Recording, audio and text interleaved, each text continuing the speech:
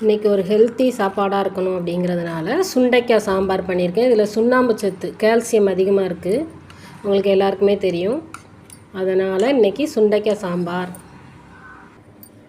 கொத்தவரங்காயில் ஒரு தோற்பு தன்மை இருக்குது. இது பெண்களுக்கு ரொம்ப நல்லது. கர்ப்பப்பைக்கு வேர்க்கடலை போட்டு நான் புரோட்டீனோடு சேர்த்து நம்ம கொடுக்கலாம் அப்படின்னு சொல்லிட்டு கொத்தவரங்காய் பொரியல்.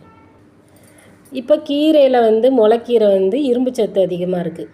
அதனால் முளைக்கீரை கொஞ்சம் சாப்பிட்லாம் அப்படின்னு சொல்லிட்டு அதுவும் நம்ம பண்ணியிருக்கோம். அடுத்ததாக இன்றைக்கி பார்த்திங்கன்னா லெமன் ரசம் தான் பண்ணியிருக்கேன். நான் நெல்லிக்காய் கிடைக்கல, லெமன் லாஸ்ட்டாக நம்ம அடுப்பெல்லாம் ஆஃப் பண்ணிவிட்டு பிழிஞ்சு விட்டுட்டு அந்த தோடு அப்படியே போட்டு உள்ளே போட்டிங்க நீங்கள் லெமன் ரசம் பண்ணிங்கன்னா ரொம்பவே நல்லாயிருக்கும். இந்த குளிர்காலத்துக்குமே உங்களுக்கு நல்லது. குளிர்காலத்தில் பார்த்திங்கன்னா உங்களுக்கு தோல் வறட்சி அதிகமாக இருக்கும். அதனால் நம்ம அப்பப்போ இந்த மாதிரி வெள்ளரிக்காய் நீர்ச்சத்து உள்ள காய்கறியாக நம்ம கொஞ்சம் சாப்பிட்டுக்கணும். அதனால் வெள்ளரிக்காயும் எடுத்து வச்சுருக்கோம். ஒரு க்ரன்ச்சினஸ்க்காக அப்பளமும், இதில் உளுந்தும் இருக்கிறதுனால உங்களுக்கு அப்பளம் நம்ம எப்போயாவது கொஞ்சம் கொஞ்சம் சாப்பிட்டுக்கலாம். அடுத்ததாக சாதம்.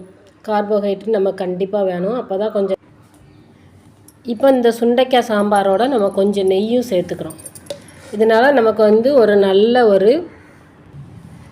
ஒரு பேலன்ஸ் மீலாக இருக்கும் நான் அப்படின்னு நினைக்கிறேன். இது நம்ம முன்னாடியே நம்ம தாத்தா பாட்டிலாம் என்ன சாப்பிட்ருப்பாங்க நிறைய நம்ம அலசி ஆராய்ஞ்சிட்டு தான் இருக்கோம்.